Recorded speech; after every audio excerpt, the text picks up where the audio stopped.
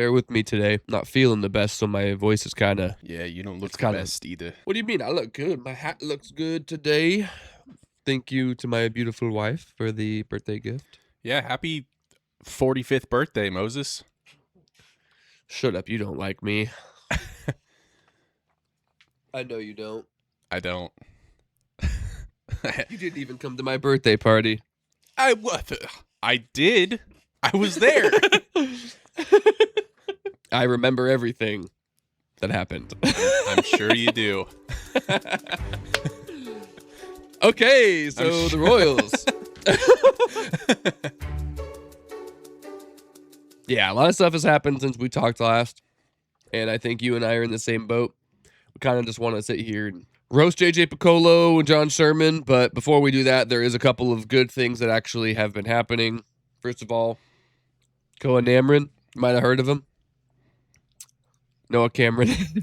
He's actually been awesome. You said it yourself in the short that you had. Ever since he started calling his own pitches, it's like, why hasn't this guy been calling his own pitches for the last 10 years? You know what I'm saying? Yeah. So I brought that up. Before, how there was a comparison for which catchers had caught him. So, like, what the batting average against was, what his whip was against. And it wasn't looking too good for anyone besides Salvi, who was catching him. And I don't know who it was the day that he decided to call his own pitches, but I'm sure glad he did, because looking at some of these stats, just a few of the last starts that he's had.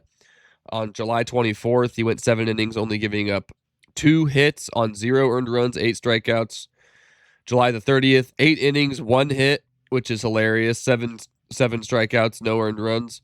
On the 5th of August, he had 8 innings pitched, 3 hits, 1 earned run, and 9 strikeouts, which was a career high for him. And then just a couple days ago, his last start, he pitched a 1-hit complete game with 8 strikeouts. I was a little bit jealous that you got to recap that one because, of course, when awesome things happen, you get the awesome moments. Yeah, I do. But yeah, it's been good to see. No, It's been very refreshing. well, it makes me wonder, because obviously this is only Noah Cameron's second year in the league, but it makes me wonder kind of like, was this something that Noah Cameron wanted to do in April and leadership was like, no, we're not going to do that? Or was this like, hey, I'm really struggling? He had like a 7-start stretch where it was like, Noah, you're probably going to end up back in AAA if you don't figure it out. Yeah. And he was like, hey, let's try this. And you have a team, you have management that believes in you. And they're like, let's see how it goes. And it went. So It sure did. And it's funny because he was kind of the last guy I would expect to just show up out of nowhere with the season going the way it did. This is the equivalent of, and we talked about it in our text messages, this is the equivalent of if Urseg comes back next year and becomes Wade Davis. Yeah. Then there's going to be that one super insufferable Urseg apologist. Yeah. It's just like, I told you but so. yeah, exactly. Yeah. Like, I wasn't in disbelief of Noah Cameron actually at all. Like, I knew that he was doing okay. Like, there was a time where during the broadcast, Ryan and Rex Hudler would sit there and kind of look at the pitch spread and see some of the comparisons, and Noah Cameron's stuff was the same. It was just not the right call, and you see what I'm saying? Like, his stuff still has the movement, his fastball still has the speed that he wants. So for him to be, I mean, he doesn't have elite fastball speed or anything like that, so for him to still have the same movement, we were all kind of just like, well, what's going wrong? Like, why is everything, maybe it was bad ball placement, you know, he's calling a curveball, but he hangs it right down the middle. So you never really know what is actually going on until something like this happens where he starts calling his own pitches, and out of nowhere, he's just everything we've been hoping he would be. So, you know, I think obviously we're 22 games below 500, and with 2027 fast approaching, or at least next season is fast approaching, barring a lockout, I think Noah Cameron is something that we can actually be excited for. You know, if Lucas Urseg or somebody came out and had like 4 or 5 straight scoreless relief outings or something, still don't want him. I still don't believe in that. I just would rather find someone else that can do the same thing. And Yeah. it's not the same with a starting pitcher. So seeing this level of production consistently too. Yeah, There was like one game in this. It was I'm the sorry. Dodgers Go ahead. game. Go ahead. Yeah, it was the Dodgers game. Yeah. Like 5 and 2/3, gave up 4 runs, and when you're going Almost against, a quality start too. Yeah, when you're going against Shohei Ohtani and Freddie Freeman, like it's the best team in baseball, and Yeah. and it was kind of bullcrap too. It was kind of bullcrap. Some of the plays that happened in that game that resulted in runs were kind of crap. Like, and then 2 of the runs that he gave up weren't even coming out of his hand. It was John Schreiber that gave up 2 of those runs. Mm-hmm. So, yeah, but is what it is. Oh yeah, he's been great. The other player that has been great, and we've finally have gotten to see who we thought he was going to be, is Jack Caglianone. Jack Caglianone just came off of a 13-game hitting streak. He ended it on Sunday, but then came back yesterday and had another 3-hit night. But on that 13-game hitting streak, he had 18 RBIs. He had 5 home runs, 4 doubles, 22 hits. Just on an absolute tear. On, I believe it was Friday night when the Royals beat the Angels 7-6 when everybody was asleep. Jack Caglianone had 5 RBIs, which was a career high for him. Insane. And yeah, I feel like, and I kind of joked about it in my short of like, this is the obligatory Jack Caglianone segment, is twice a week it seems, or once a series, Jack Caglianone is doing something where it's like, oh, Jack Caglianone went 5 for 5 with 4 extra base hits, or he went 3 for 3 with 3 RBI, whatever it is. It's like you're seeing him, I think, actually be utilized in the way that makes sense for him. And he also is, when you have somebody like Bobby Witt Jr. in front of him, you're like, the sky's the limit with him. I sent that to you yesterday. I'm like, if we're going to have Jack Caglianone, or if we're going to have Bobby Witt Jr. followed up by Jack Caglianone for the foreseeable future, we're going to be in really good hands in the meat of the order, I think. Yeah. So looking at some of Cag's stats, he just reached 60 RBIs, so he's at 22 home runs. He's at 276 average, 819 OPS. He's on pace for 29 home runs, 78 RBIs. A little bit frustrating because seeing this level of like this Linsanity run, it's something that we all know that he's capable of day to day. And this is the superstar in him finally coming out and showing. We've seen flashes of it throughout the year where he'll have like a 2 series or 3 series kind of run where he'll have, 3 hits, 2 hits, but 4 RBIs. The next game he hits a home run and has, a couple stolen bases where you're like, that's a really quality player. Like, where's this guy? But then he'll have like this really cold streak. I remember one time he was like 0 for 22 at some point, and it's like, those are the things that the entire team was suffering from. We've mentioned it all year. The hot streaks and then the cold streaks. There's never any average streaks. So without the average streaks, he, still only on pace. Like I say only, it's still crazy numbers to have 29 home runs and 78 RBIs if that's what he actually ends up with. But yeah, he's been probably one of the hottest hitters in the month of August. I was trying to do a quick search real quick to see where he ranks in the month of August. But I did see that he was ranked in the MLB as the number 5 hitter in the whole MLB. There was only a couple players that were kind of ahead of him overall. There was like a Yordan Alvarez that he was leading him in batting average, and then like there was a couple points where batting average on balls in play, Cags was like almost perfect, but then another stretch he would be not the same, but it would be resulting in runs, getting RBIs. So it's been really cool. I love Jack Caglianone, dude. I'm so excited. And I already said it, but it's annoying that it's finally happening in mid-August. Like, or not even mid-August. It started in August. I mean, it started in July. He had a hot July, and he had a pretty hot June. Yeah, it really started in June. Yeah. It seems like all of this production is coming once the Royals are already like lost. It started when the Royals had no choice but to put him in the lineup every day. And then they're like, oh, what do we know? And it's like one of those things where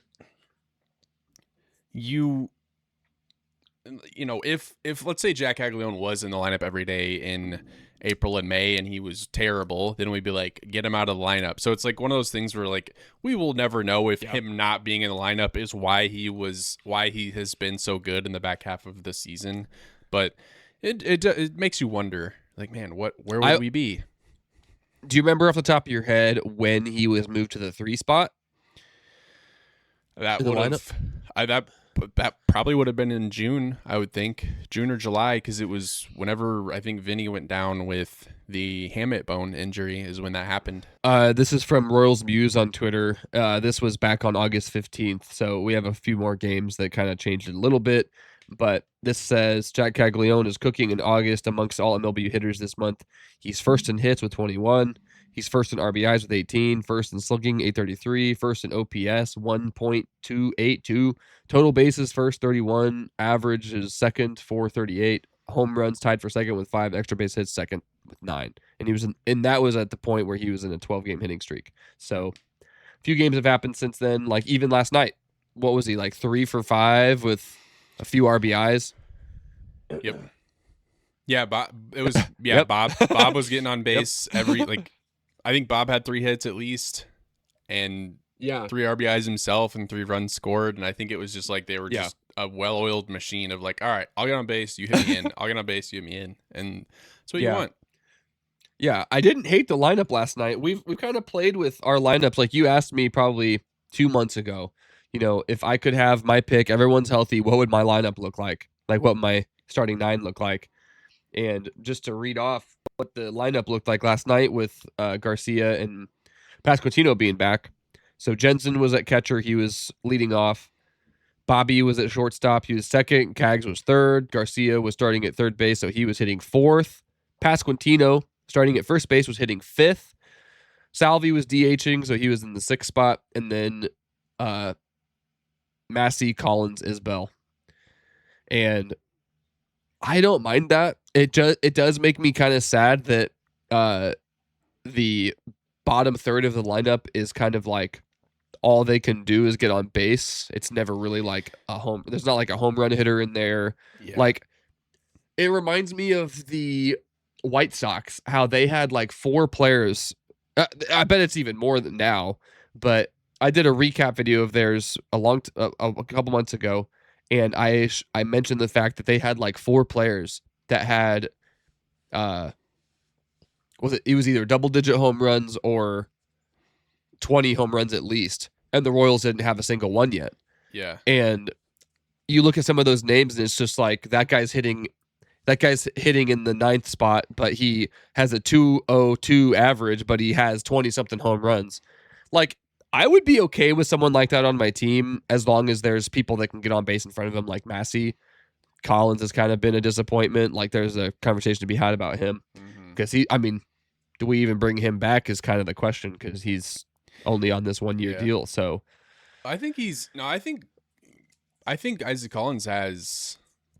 I think we have him for a while because he was a rookie last year, so he's under team control for quite some time.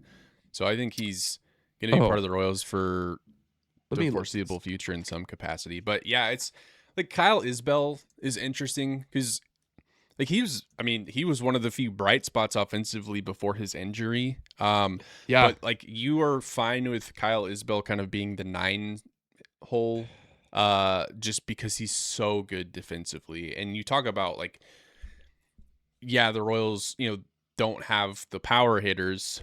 They do now. Or the numbers obviously look better now, but like it's funny. I've been reading through a book about baseball strategy. Earl Weaver, legendary Orioles manager, his book on like his philosophy, and he's big on like I like power. He's a big power guy. He's like the best.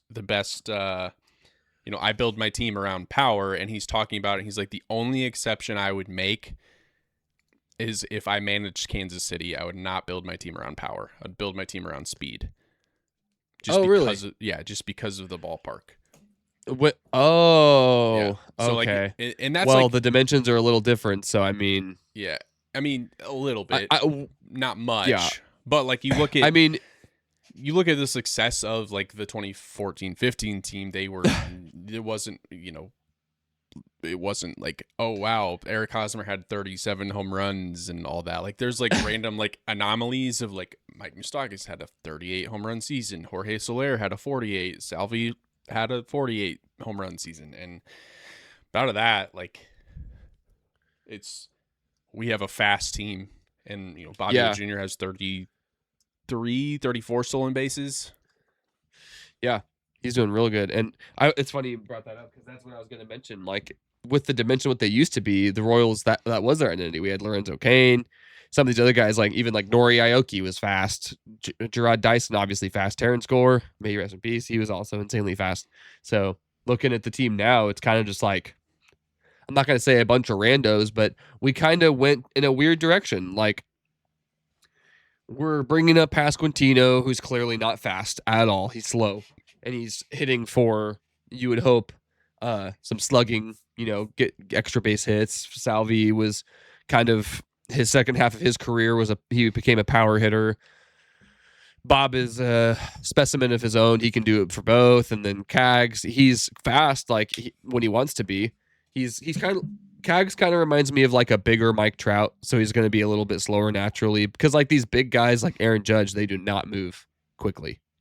Stanton, one of the slowest people in the league. Stanton, if he tries to run, will get hurt, and he'll be on the IL for 60 days.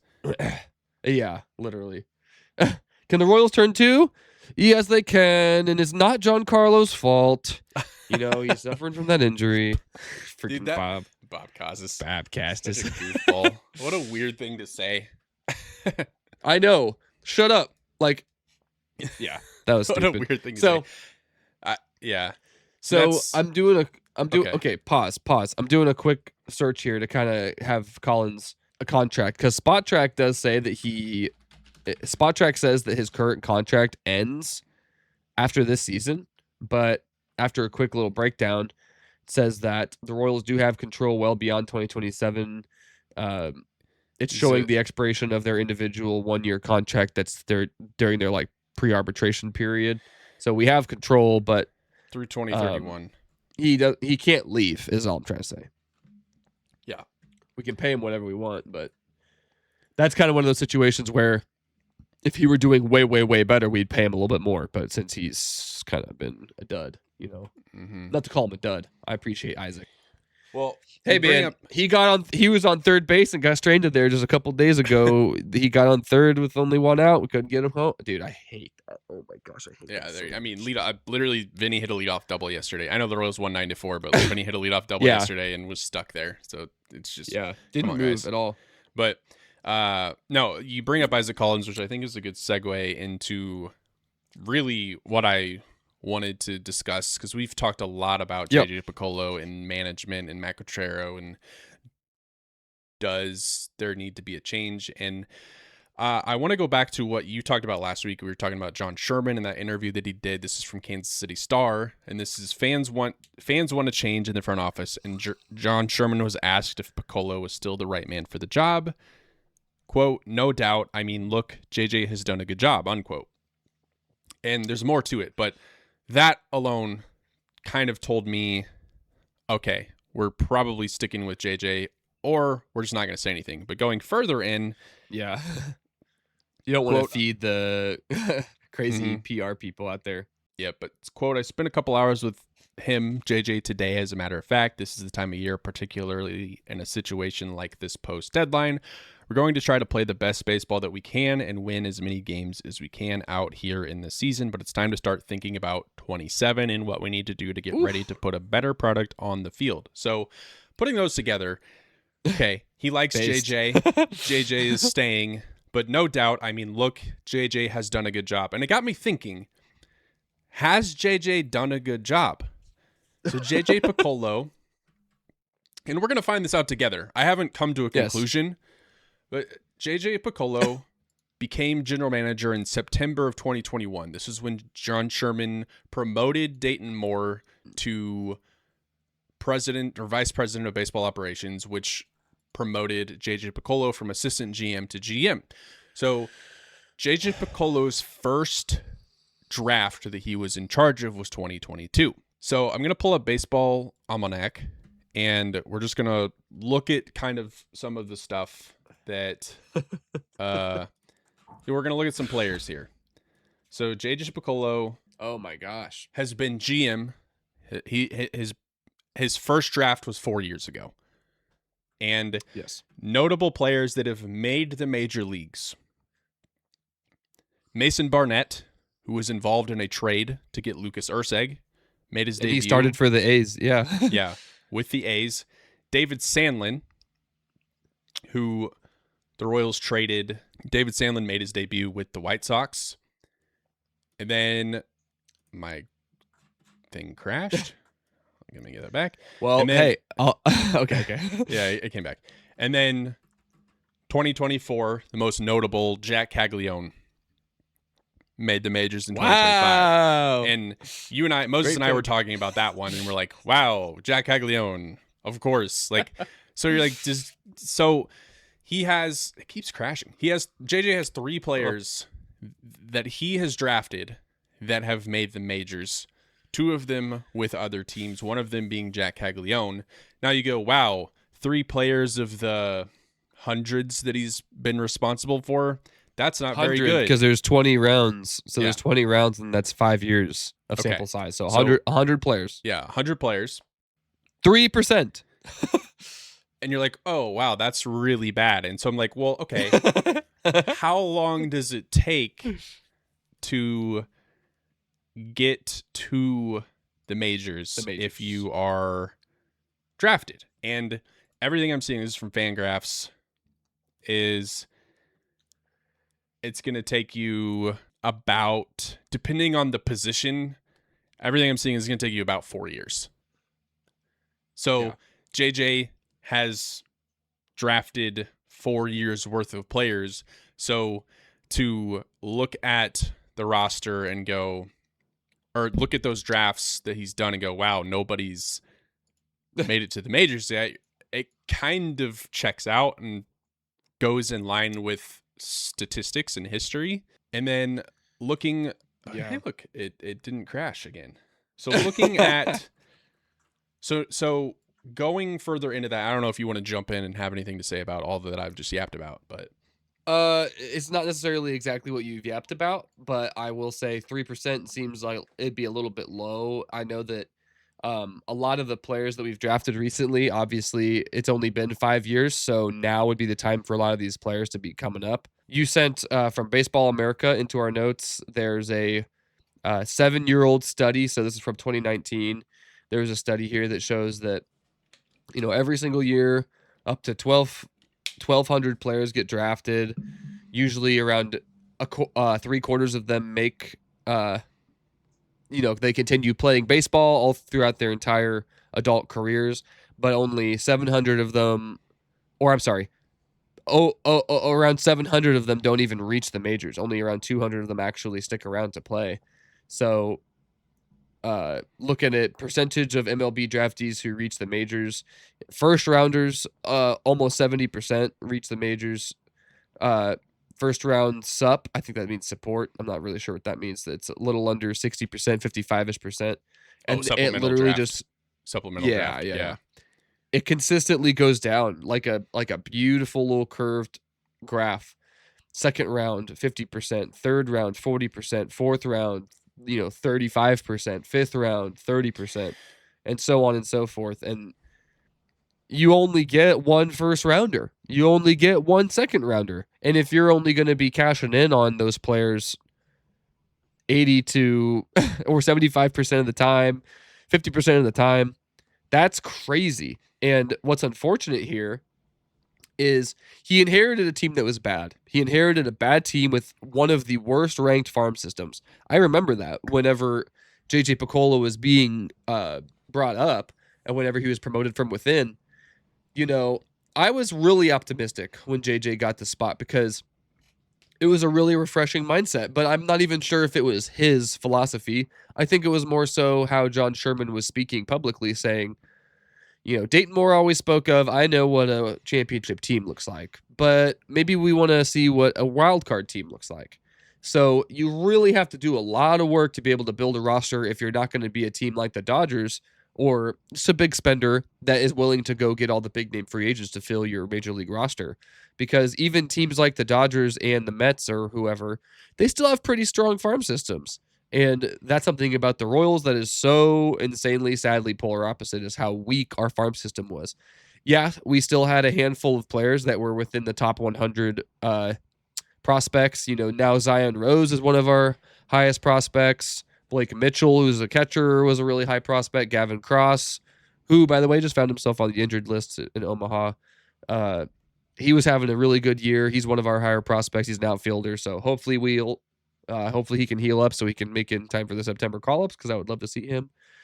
But all this being said, if we're only going to be hitting, like this says, like I'm wondering if you might know what the actual percentage average is of players that actually make the majors, if any of these things that you sent here in our notes actually say that. I want to say it's like 17% of players actually make the majors or something like that. Okay. So so let's just do some quick math. If 17% make the majors, JJ has drafted a total of 100 players. He's moved a handful of them, but there's still 100 players being moved here or there. That means that only 17 of the players from the last 5 years are going to make the majors. And like, let's say we divvy that up per 5 years, because let's say the players from 5 years ago come up this year, the players from 4 years ago come up next year, and so on and so forth. That's barely an average of 3 players a year that we're going to be getting major league quality innings or starts or whatever from our farm system. You see what I'm saying here? Yeah. So is that feasible is kind of the big question. Because if you look at our team right now, I would be really interested to look at our starting lineup I read earlier that was against the A's yesterday. Mike Kellum had his return. Bascantino had his return. I'm curious how many of those players came through the Royals. So I know Carter Jensen was drafted by Dayton in his last season. I know Cags was drafted by JJ just a couple years ago. Yeah. Cameron, Bob. Bob was Dayton. Bob's on the. Yep. So not even sure who else. Did Kyle Isbell come from our system, or did we get him? Did Collins isn't from here? He's from. Wasn't he? He wasn't even from the Brewers. He was from some other system. I don't remember if he was actually from the Brewers or from the Rockies, but yeah. Yeah. Pretty sure Michael Massey was a product of the Royals, I want to say, but he's still young-ish. He's in his mid-20s right now. So all I'm getting at here is we have a whole roster, and I'm kind of questioning which players even came from where. Like, if you see what I'm saying. You see what I'm saying. We got a big roster to build, and if only a small percentage of them are even from our farm system, seems like that's a problem, because we've had I've this is the last thing I'll say and I'll let you jump in, but I've made that same point where you have your major league roster and you can only do what you can with it. Pre-trade deadline, you can I'm my nose is so clogged up, like flopping over my words. Yeah, the dread line. So you have your major league roster and they are who they are, and you're not going to change your major league roster unless you promote from AAA, you promote from way down in the farm system and bring them up, or if you make trades, or if you sign people from outside that are getting DFA'd, or whatever the case may be. If you're signing a free agent in the middle of the season, you're signing someone who just got cut by another team that's probably not that good.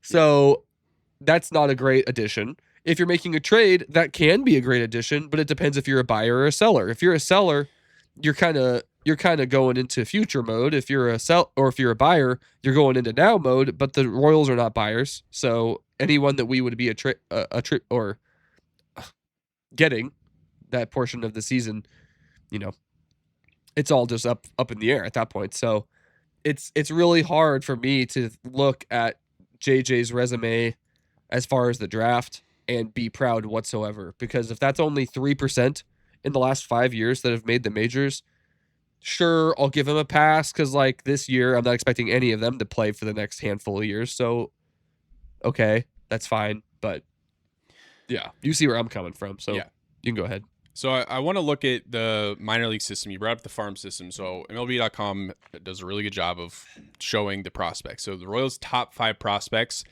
Kendry Churio, right-handed pitcher. He's 18 years old. Josh Hammond, he's an infielder, 19 years old.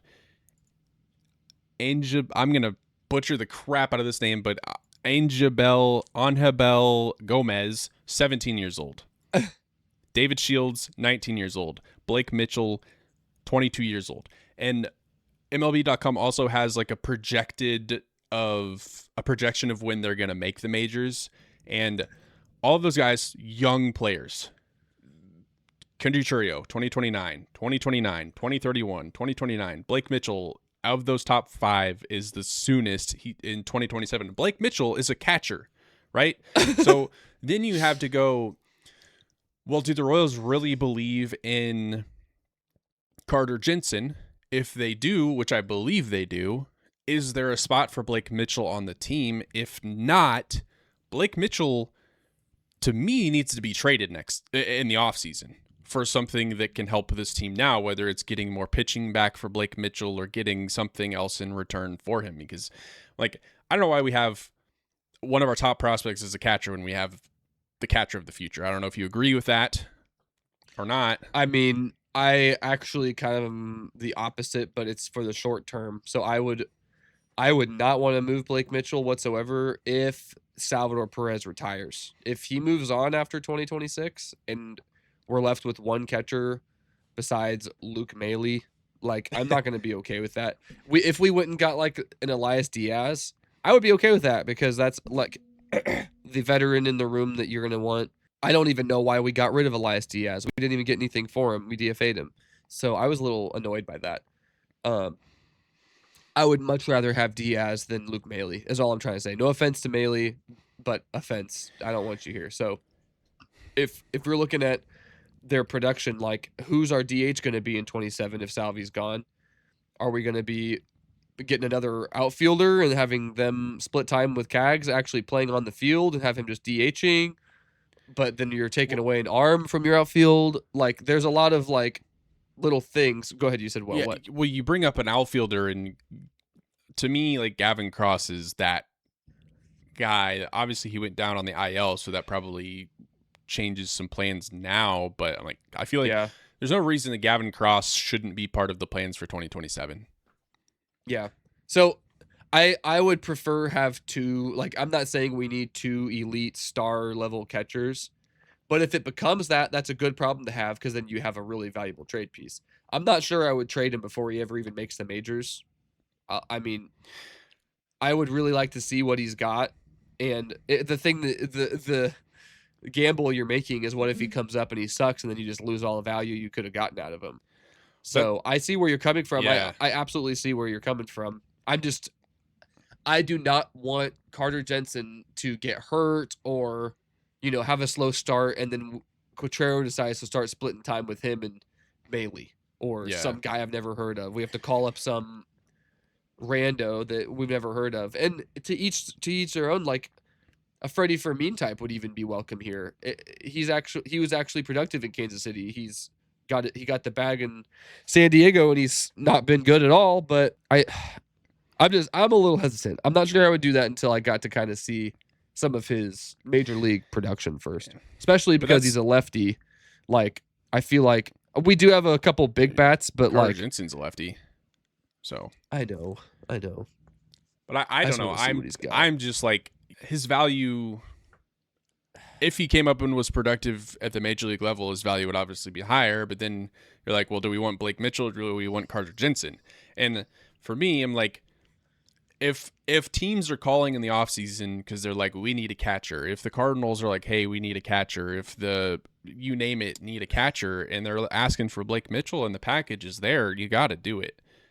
Like, because I think something that the Royals do poorly is hold on to players longer than they should and then diminish their value, right?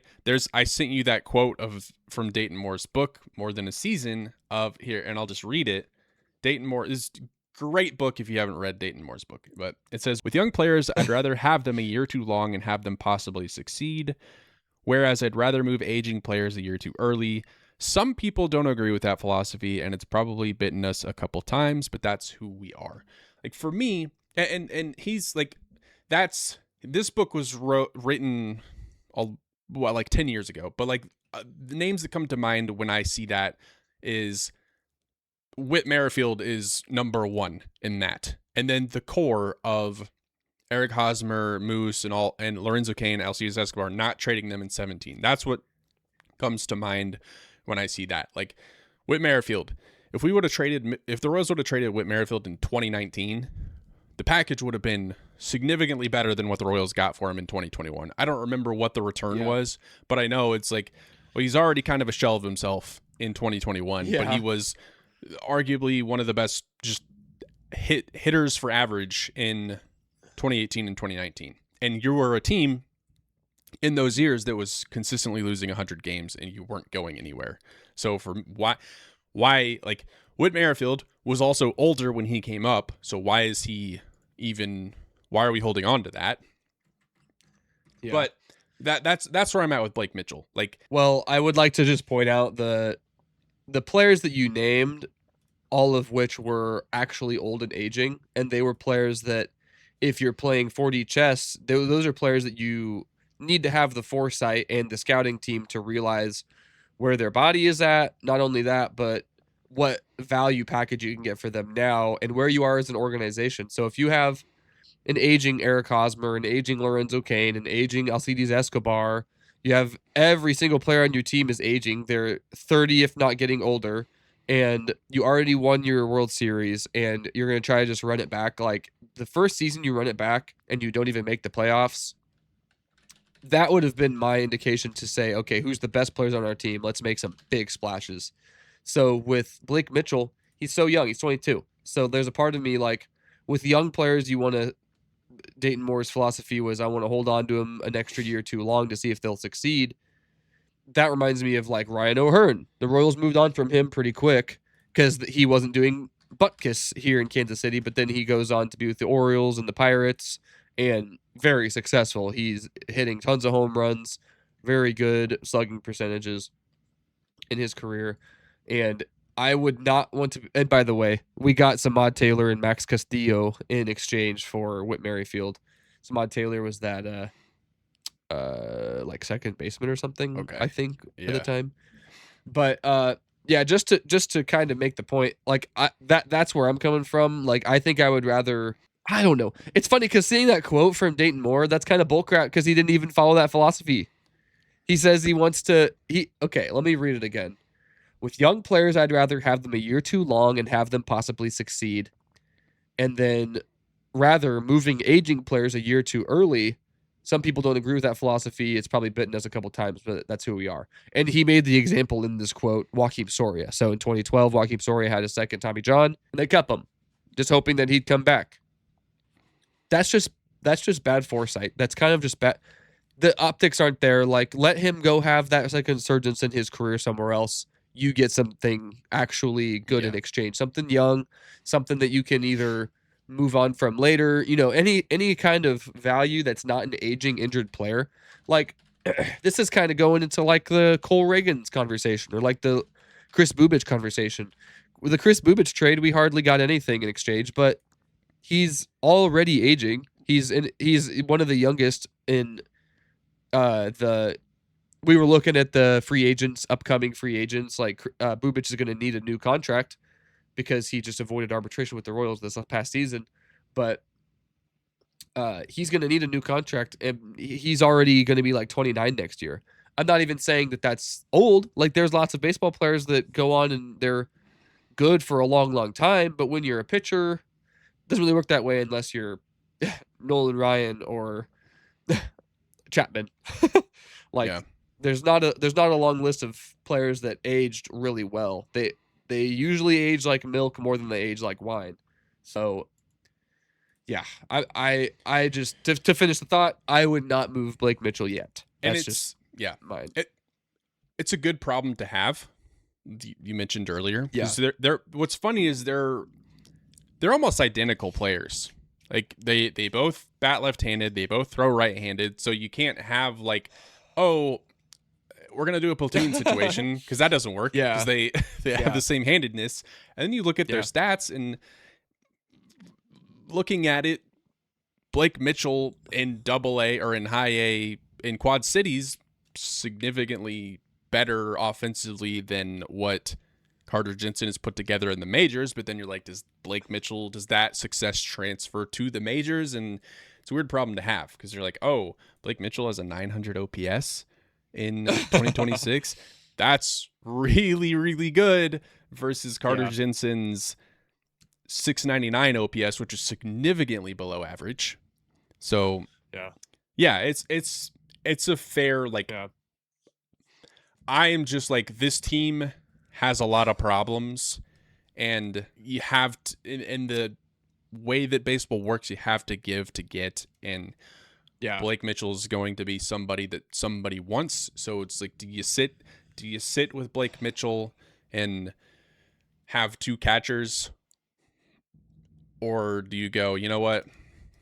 Let's take the risk. Let's say that Blake Mitchell is one of the 10 best catchers in baseball in his career, and Carter Jensen is one of the 20 best catchers in baseball in his career. But in return for Blake Mitchell, you get somebody that turns out to be a really solid starting pitcher or a good bullpen arm, or you get a position player that helps you down the line and you have some success there. Like, I will take having a lesser catcher than having a top 10 catch. That's just where I'm at.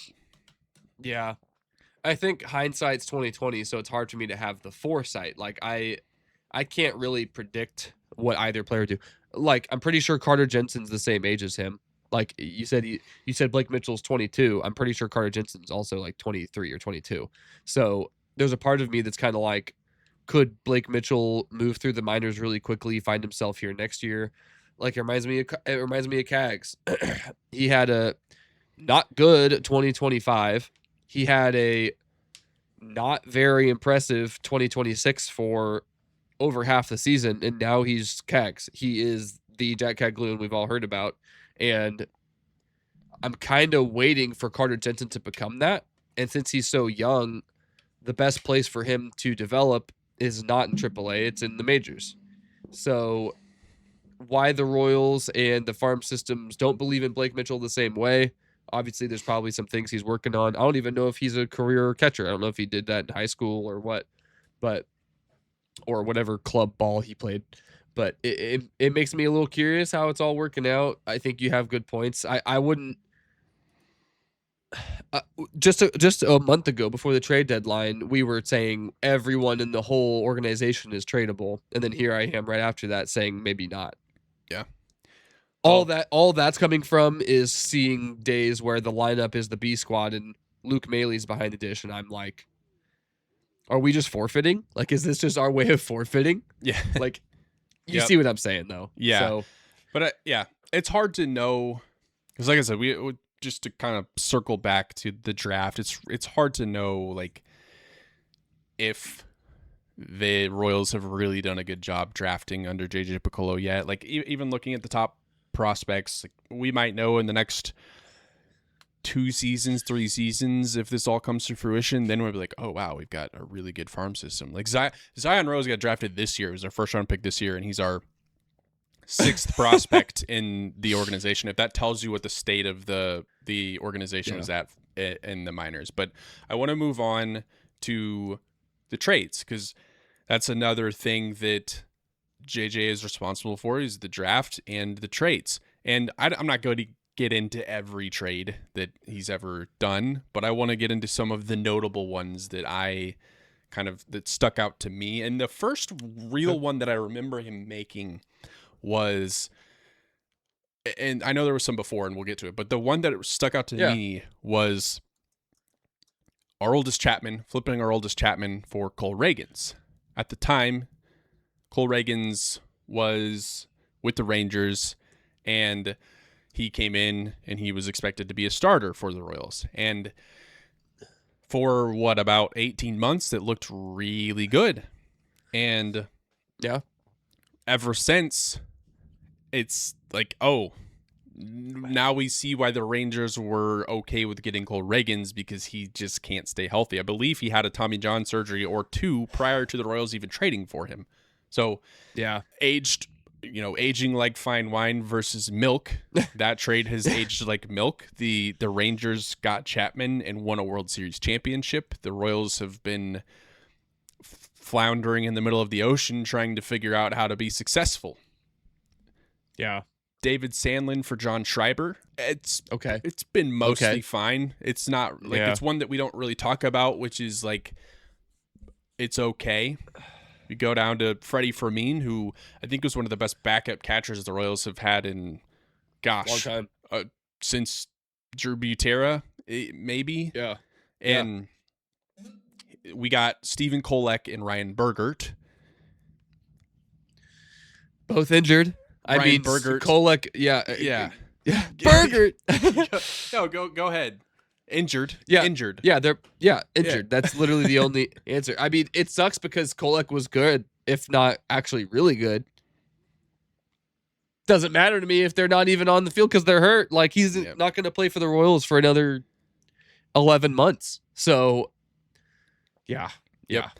What else is on your list here? Angel Zerpa for Isaac Collins and Nick Mears. Nick Collins and Isaac Mears. Maybe Nick Collins and Isaac Mears would actually be better. I'll trade for them. I think the jury is still out on this one. Like, I still think there's promise with Collins. Mears has been hurt. Shocker. And before he was hurt, it was, oh gosh, he's not very good, is he? Yeah. Zerpa's hurt. Yep. So honestly, like, it just sucks because, like, you said it. What if we traded Cole Reagans for a player that's just a player? Like, at least they're on the field doing something. Yeah. So I'm like, yeah, I don't want that. I don't want that. I don't want to trade someone who's actually good for someone who's less good. But if they're not playing, then by default they're bad. What's the old saying though? The best ability is availability. There you go. And like, again, it's hindsight. Like, Cole Reagans for Jarren Duran. Now you're like, man, I wish they would have done that. Not that Jarren Duran has blown the league out of the water, but yeah, still a starting outfielder. Yeah, a daily starting outfielder. He's there. Matt Strahm, the Matt Strahm trade. Matt Strahm was so bad, the Royals said, "You're not good enough to play for us." Like, that's where we were. Mason Barnett for Lucas Erceg and a couple other players. That was Barnett just gave up like 6 runs against the Royals. Yeah. So I think every player in that trade is just not good. Yeah. I was going to say the Erceg trade was good for 2024. Yeah. But last year, this year especially, I joked with you yesterday, like, Lucas Erceg, try not to give up a run challenge, failed again. And I know Steven Cruz inherited those runners and he was the one that let him in, but 2 walks and a hit, like, didn't even pitch an inning. Like, come on, Lucas. Yeah. So looking back, I did a quick search to found some other trades that he made. Not obviously don't need to read through all of them, but we traded Cam Devaney for Adam Frazier. We traded Nicky Lopez for Taylor Hearn. We traded Michael A. Taylor for Steven Cruz and Evan Sisk. We ended up trading Evan Sisk for Bailey Falter. We traded Nelson Velasquez for Jose Quaz. We traded Walter Pennington for Michael Lorenzen. Like, half these players, I don't even know their names. Hunter Harvey we got from a couple prospects. And awful trade. Yeah. Awful actually trade. Bad. We traded Brady Singer for Jonathan India and Joey Weimer. Like, and you want to know something about Brady Singer? I believe Brady Singer's a free agent. There's a part of me that would not be even remotely shocked at a reunion. Man, I don't know. He would just be our 5th starter probably. You know. Can he stay on the field? You know? How many games has he played? How many? I'll pull it up. Brady Singer. So Brady Singer, he's appeared in 24 games. Okay. He started 24 games, excuse me. Wow. He's as a 1.2 WAR, he's 125 innings pitched, 104 strikeouts, a 1.4 WHIP, 4.66 ERA. So not great. Yeah, But the ERA and the WHIP are both not good, Yeah. at all. I obviously almost career worse. Yep. Yeah.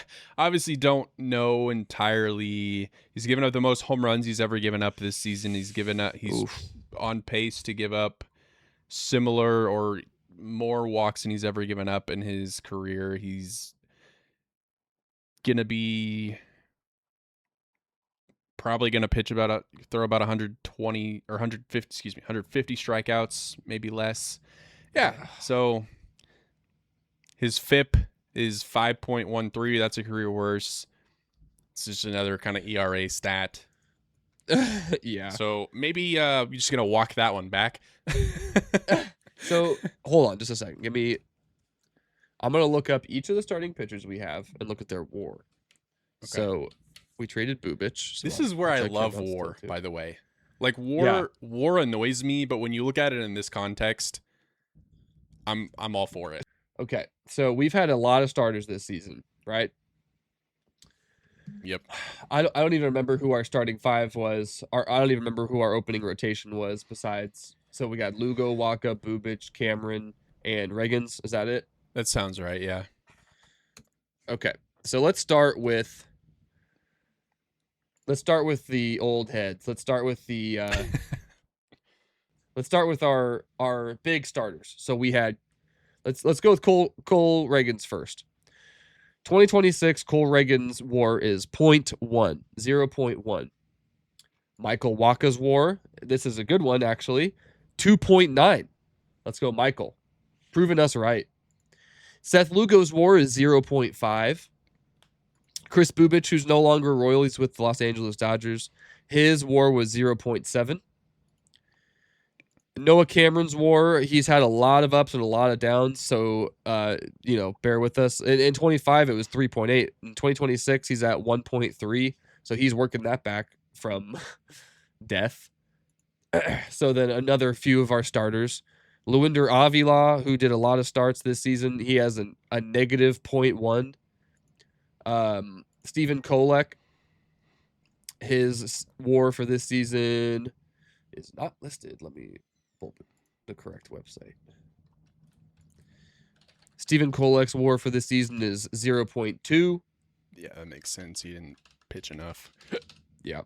Randy Dobnak's WAR is 1.9, so almost 2. He's been really serviceable. And Brady Singer, like we mentioned, his WAR is 1.2. So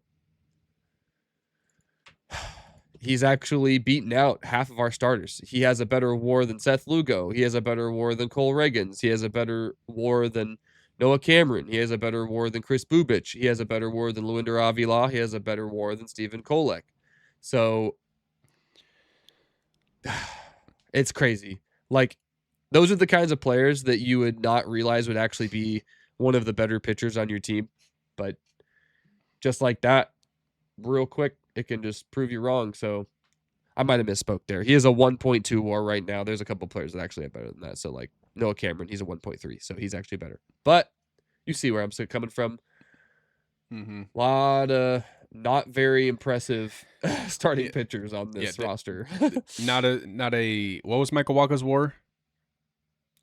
Like 3.9. 3.9. Okay. So hold on. I think I misspoke. Hold on. Michael Waka's WAR is 2.9. 2.9. Okay, so the Royals have one starting pitcher in the top 50 in WAR in 2026. Christopher Sanchez of the Phillies, who the Royals carved up, by the way, has the best WAR at 7, which is like he's probably a lock. His WAR is 2 points higher than second, which is Cam Schlitter, Dylan Cease, and Jacob Mizorowski. He is going to be the National League Cy Young winner, probably, most likely, unless they decide to go with Mizorowski. But then it's on the AL side is Cam Schlitter and Dylan Cease. Schlittler. Cam Schlittler. Hey, You decide. We know what we want to call him. Yeah, we know what we want to call him. Schlittler. Schlittler. Nick Kurtz. Who cares? He plays for the Yankees. Yeah, he's a loser anyway. Yeah. Bobby Witt Jr.'s WAR right now is a 5.7. It's one of the lowest of his career, and yet it's the best on the team. And it's still really good. Yeah. 7 WAR is crazy. That is. Yeah. What did you say? Schlittler and Cease and theirs was 5.1 for Schlittler. Dude, the Miz. Okay, all right, over under. He's gonna last as a starter for an elite starter for over under 7.5 years. Over. Oh yeah? Yeah. I think the only fear you have is that he throws really hard. Well, that's what I was getting at, is the players that all like the guy that's for the Angels just the other night. I don't even remember his name. Oh. There's a closer that he was throwing like 104 or 105, and it was his first appearance back in like a year and a half because he had just torn up his shoulder so badly because of how hard he throws. But like he's really good when he plays, but he hardly ever plays because he's so hurt because he throws as hard as he possibly can. Yep. He has the Max Scherzer grunt. He's very, very effective. He's a high strikeout pitcher, Jacob Mizorowski. It's just you throw really hard, and that's a concern. Yeah. All right. Notable free agent signings. Is that one of these sections here that you had? We can start with Michael Wacha and Seth Lugo. True. I would say Michael Wacha. Yes. Wine and milk, baby. Wine and milk, baby. Yeah, wine and milk. Seth Lugo, for a while, yes, Seth Lugo made an all-star team, but he has done what his projected numbers projected he would do and has just gradually become a 36-year-old starting pitcher. That's just the nature of it. Seth Lugo's stats in 2026, just at a glance from Baseball Reference, you already mentioned 0.5 WAR. It's a ERA 4.6 ERA, 25 starts, 139 innings pitched, 108 strikeouts. And he's just like, Seth Lugo's weird because like his last 5 outings, 4 2/3 against the Angels, gave up 5 runs, 6 innings, 3 runs. 5 innings, 5 runs, 6 innings, 1 run, 7 innings, 3 runs. So he's all over the place. Yeah. So inconsistent, dude. That's like the name of the game for 26. And the issue here is like I'm not gonna just like throw him to the curb yet. Cause I said this in a text message to you earlier this week. Everyone can have a bad season. That is a possibility that you can have a bad season. And you can come back the next season and do much, much, much better. The MLB is full of stories like that, okay? But it's just not something that I want to have to like worry about. Why can't we just have a little bit of security, you know? So I did a quick search here. I was able to find a handful of notable signings that JJ Picollo has made. And the 2025-2026 offseason, really the only notable free agent signings was like Lane Thomas. Like I remember because we covered it. It was like Lane Thomas and a bunch of no names, Mitch Spence, you know, a bunch of randos. So the 2022-2023 offseason, so his first real offseason to work. Ready for this? Jordan Lyles, Aroldis Chapman, Ryan Yarbrough, Franmil Reyes, Jackie Bradley Jr., and Matt Duffy. So Jordan Lyles was horrible. Jordan Lyles. Yeah. So complete bust. Chapman, good. Yarbrough, never even remember him. Reyes, old. Jackie Bradley Jr., old. Matt Duffy, old. Give me 2018 Jackie Bradley Jr. and I would have been in. 2023-2024 offseason. Seth Lugo, Michael Wacha, Hunter Renfroe, Will Smith, the pitcher, not the catcher. Chris Stratton, terrible. Garrett Hampson, terrible. Adam Frazier, good when he's a Royal, a little bit. 2024-2025 offseason, Carlos Estevez, Michael Lorenzen, and Kevin Biggio. Wow. And then we covered this offseason Lane Thomas and friends. So, Michael Wacha and Chapman. Yeah. That's the list. Yep. That's the list. Out of the 15 to 20 signings. You absolutely destroyed it. You killed it with this one. There's some that are like, yeah, it was fine. But most of those names you mentioned are, we spent a lot of money on Carlos Estevez, got an effective year out of him last year. He led the league in saves, blah, blah, blah, blah, blah. This year, non-existent due to whatever 17 injuries he has. And like to an extent, like Carlos Estevez was a good signing last year, but those are the deals you're supposed to do a 1-year deal. Like maybe we wouldn't have gotten him, but I would have rather have seen a 1-year deal on that kind of thing. And it's like,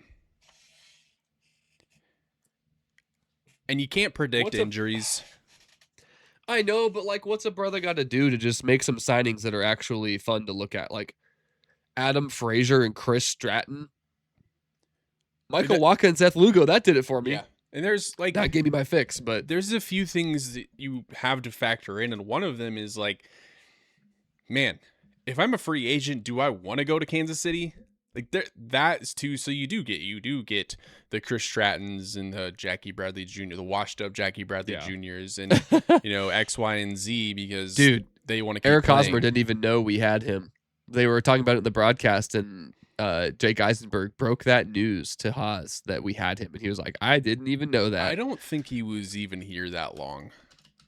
Like I don't. So he was in the opening day roster, but he didn't. I don't even know if he played 30 games that season. He played 43 games for the Royals in 2023. There you go. So I feel like I remember him being DFA'd or something. Not too or far he into got the hurt season. opposite Yeah. down. But so these are just things where it's like, these are things where how do you gauge a successful trade, a successful signing, if your team sucks? Like, is it you're going to get credit for the production even though the team didn't amount to anything? Like, where's the tangible results from these trades besides just a couple extra wins? Like, you see what I'm saying? Yeah. You see what I'm saying? It's just a lot of hoopla until you make the playoffs. Like, if you make the playoffs, I consider your season moderately successful. It's above par. Mm-hmm. So for a season like last year, where we were coming off of a playoff run, barely losing to the Yankees in the division series, by the way, almost going to the championship, a couple crappy calls away possibly from going to the championship series in 2024. Can you believe that? That's one way you can look at that ALDS. But yeah.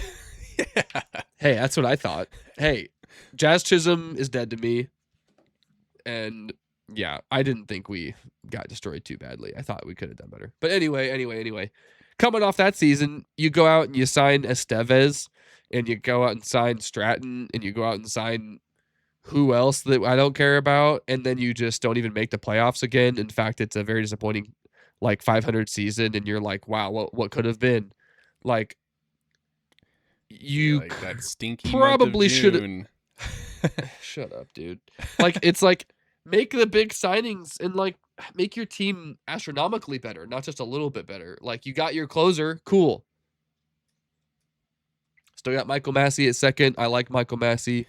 Still got Kyle Isbell in center field. I like Kyle Isbell, but we're one of the worst. We're 22 games below 500. How much can you actually like a player? That's the thing is like, look, it's been a couple weeks since I looked at Michael Massey's stats. I'm gonna just pull him up. He's been quick. pretty hot. The last couple of weeks has been pretty hot.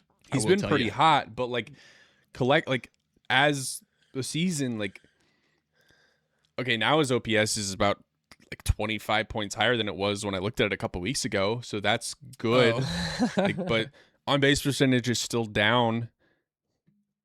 His average is fine. You'll take his average, but for Michael Massey, he's a 1.7 WAR. Like, if there's a second baseman that is available that's better than Massey, like, sorry, Massey, you got to go. And I think that's what the Royals are bad at doing, is they're like, we really like Michael Massey, so we're just not even going to consider it. And that's where, like, you look at the Chiefs and they're like, we're going to trade That's Tyreek elite Hill at level. the height of his career Literally in the meat of his actual prime. because it's going to help us. We're going to move on from this player that we like because we got a player that's going to be better at that position.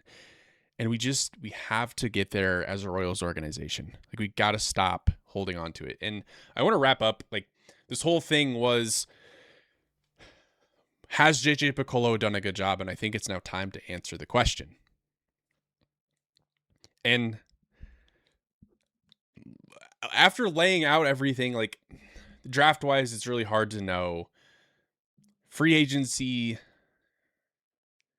they've done stuff, and you and I have talked about it, and, like, at least they're doing something. But then you get further away from it from when it's fresh, and you're like, oh, this hasn't really been all that great. And the trades, like last year's trade deadline, flipping Fermin for Kolek and Bergert, like, you're like, oh my gosh, the Royals have won the trade deadline. And then you're like, oh, they're injured. They're both hurt. I forgot. Yeah. You're broken. Like, that's I don't want to play with you it's anymore. just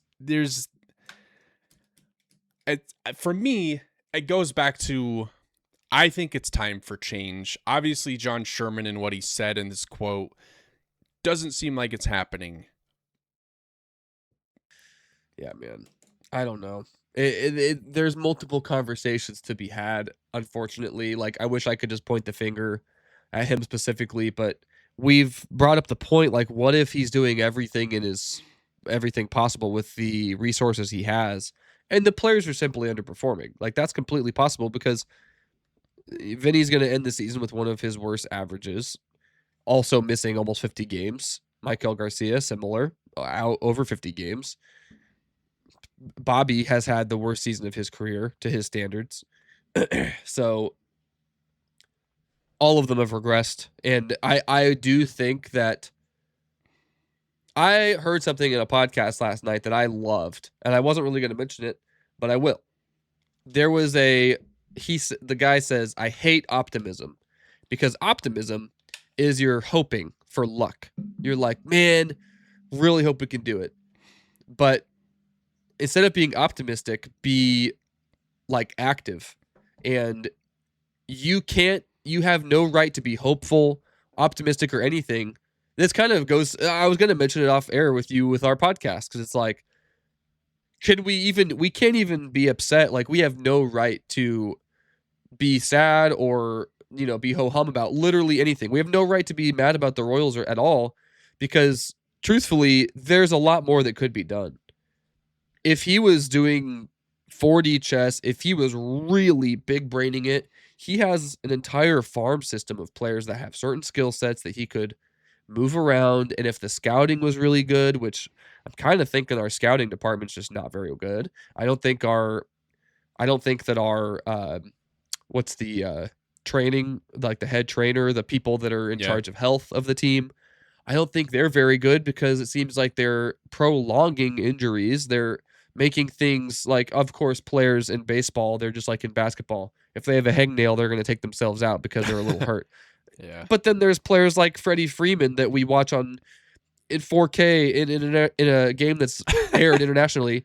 He hits a ball off of his foot and he doesn't even flinch. His face didn't even flinch. He just walked it off. He walked it off and he got right back. Same Can you guy that just imagine ate a it in 100 the dugout a week ago, by the way, Freddie Freeman. Yeah, and walks it off. Yeah. He's a tough as nails. So, like, it's so annoying, because I truly think that if our leadership was actually amazing, we would be making so many under the radar moves that we're not making. Like, all the transactions we see are things that the Royals are like, hey, look what we did. We did something. But wouldn't it kind of be like wouldn't it be more satisfying to kind of have someone be successful and you're like, whoa, what happened here? Oh, turns out JJ made that trade back in like the offseason of 23, and like that really came to fruition. Like, that's awesome. So there's a bit of like an underutilization here. Like, I'm kind of just worried that he's just not doing everything in his power. Because if you're not doing everything in your power, like, what's the point of even hoping and being optimistic? Like, it's not fair for us as fans to have to sit here and like cross our fingers and hope that something's actually happening whenever there could be things happening and they're not. You see what I'm saying? Yeah. I hope I made a point there. Yeah, no, you did. But it's funny, like you have to almost look at some of his stuff and like grade it twice. Because you're like, oh, the Lucas Erceg trade actually really helped us in 2024. The Chapman trade helped us in 2024. And then you're like, but what's it doing for us now? Right? So it's like it's almost, that goes into the holding on to the aging players too long.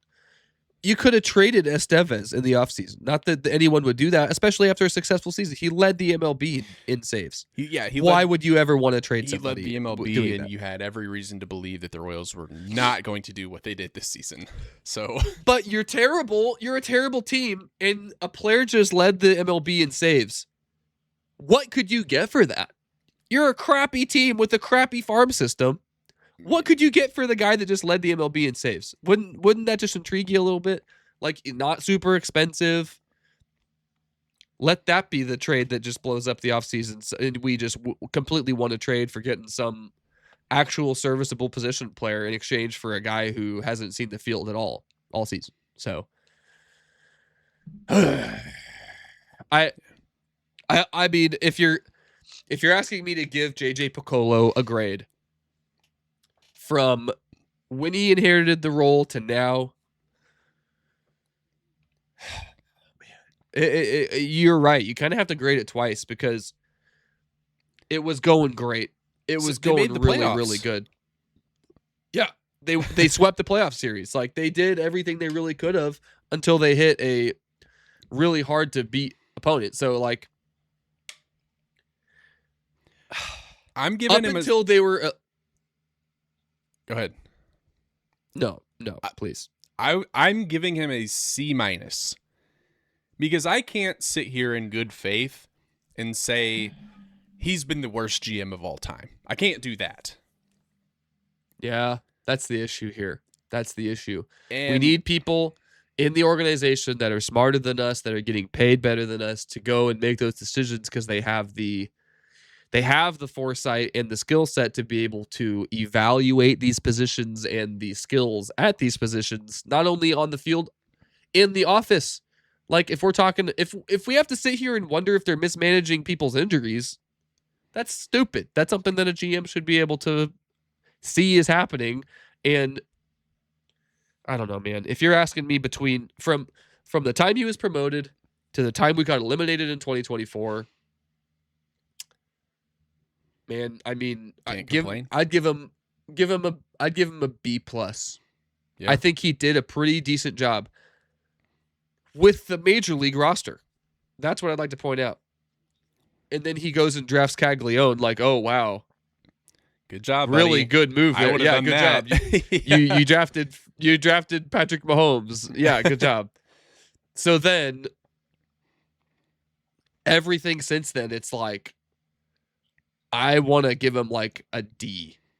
Yeah. Like, it's not a D+, but like a D since 2024. So, like, a cumulative, I guess, would probably reach around your C-, but like, it was going great until it wasn't, and now it's going bad, and we shouldn't have to be sitting here as fans looking at how, like, it almost like he thought that they could just run it back.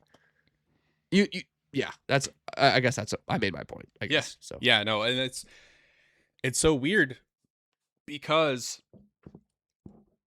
you and I, like, I won't speak for you, but I kind of gave him a pass in 2025. Like, oh, they were injured. I think everybody gave the Royals a pass in 2025. Yeah. And I think if I think I'm about to say something obvious, but like, if 2026 doesn't go how it's going, we're not even having this conversation. That's where we're at. Yeah. But then you have to, like, well, hold on. We gave him a pass for 25, but should we be giving him a pass for 25? Like, that's where we're at now. Well, it's kind of like people with money say that the best way to make money is to use your money. You know what I mean? Yeah.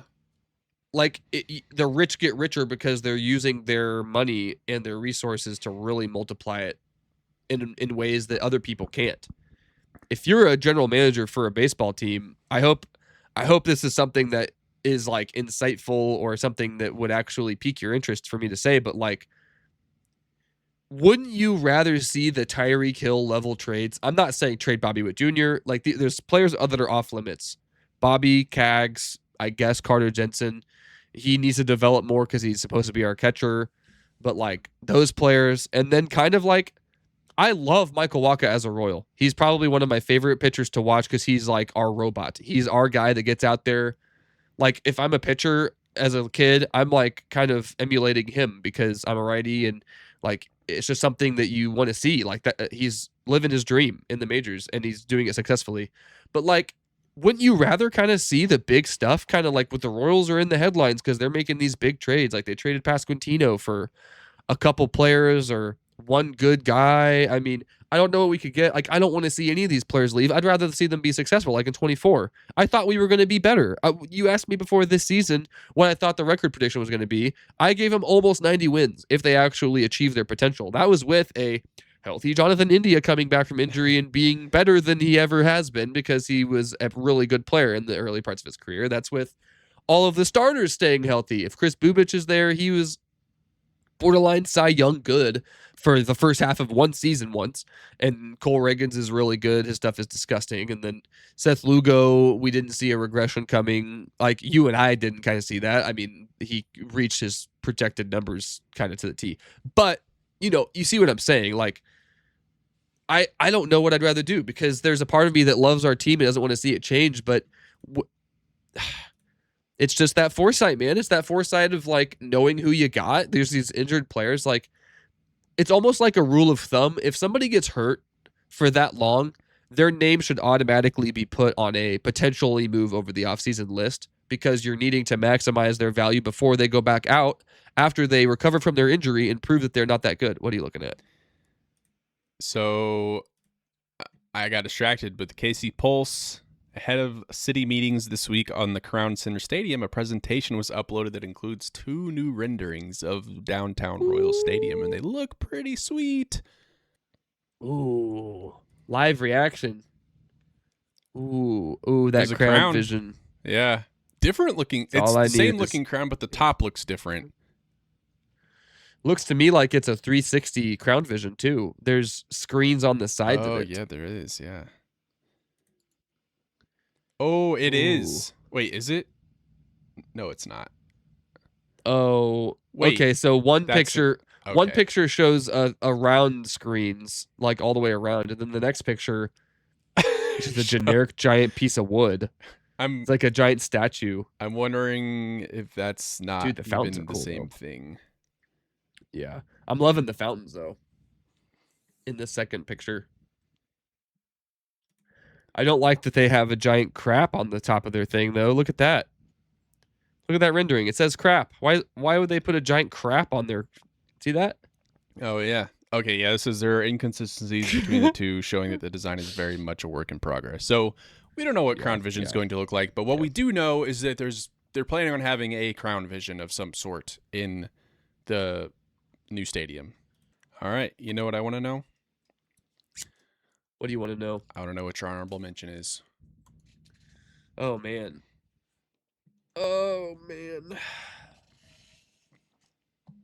My honorable mention is my baby boy. Today is his first birthday. There you go. Congratulations. Hey, he's gotten out of SIDS, so I can take a deep breath and be happy now.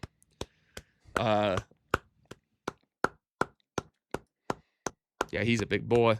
He's learning to walk. Yesterday, he walked basically all day. Literally, he just didn't want to crawl anymore. He would, if he fell to the ground, he would crawl somewhere so he could pick himself up and then walk more. That's awesome. But yeah, it's going too fast, man. Babies grow up too fast. Hey, if you hear some boomer say like, they grow up so fast, you need to really cuddle with them while they're small. Do that. You got to listen to them. If you got kids under the age of 1, go to them now and pick them up and hold them. That's your only requirement. Go do that right now. Go pick up your 17-year-old. All right, one more thing that's all I got. One more thing about the stadium for me. So this is from Eric Graves, KMBC. Royals are targeting opening day in March of 2030 to open the proposed new ballpark in the Crown Center. This would mean moving out of Kauffman a year before the team's lease up in 2031. Groundbreaking planned for May of 2027. Whoa. So it's going to move quick. Whoa. So you're telling me that they're leaving a year sooner than they need to? Why not? Okay. You know what? Wow. That's crazy. Hey, that's going to be some good off-season content because there's going to be some, if they're breaking ground, they got to prep, over the off-season. And if we're in the middle of a lockout, hey, what if the season gets delayed? Literally 50 days. That's when they break ground. It's going to be crazy timing. You said, what were you going to say? Oh, okay. That's all you got. Okay. Yeah, that's all I got. That's my honorable mention. You know what? I don't really have one. So yeah, who cares? Royals I don't want to hear you talk anymore. Royals are moving. They're moving forward. All right. Is there anything else you'd like to say to the fine people of the interwebs? Stay in stool. Oh, crap. Stay in school, kids. Stay in school. Oh, crap. Stay in school. I guess school did just start for kiddos. Yeah, I'm leaving that in. You should. That's amazing. Hey, yeah, shout out to you if you're still in school. It's funny. It's hilarious. There's kids probably starting school yesterday, today. Ask me if I thought about that once. The answer is no. Have you thought about that once? Oh, okay. All right. Will you just don't listen to me? All right. Get out of here. All right. Bye, guys. Thank you for watching episode 40. All right. Peace. Peace.